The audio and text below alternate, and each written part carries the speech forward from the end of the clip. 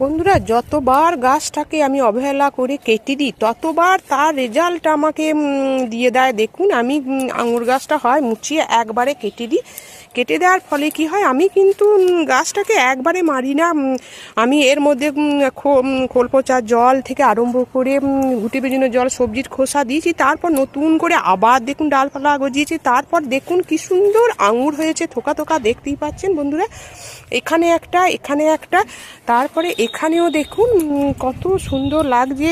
এই সব অবহেলা যদি যেসব গাছগুলো করা হয়, সেই সব গাছে দেখেছি আমি ফুল দেয় এবং তার রেজাল্টও আমি হাতে নাতে পাই। তাই এই সব গাছগুলো অবহেলা করা আপনারা করবেন না আমার মতন, কারণ এই সব গাছগুলো আর একটু যত্ন করলে তার রেজাল্ট আরও দুর্দান্ত দেবে। তাই আমি অবহেলা করে এই রকম ফল দিয়েছে। তাই ভিডিওটি ভালো লাগলে অবশ্যই লাইক, কমেন্ট, শেয়ার করে আমার সবুজ বিলার পাশে থাকবেন।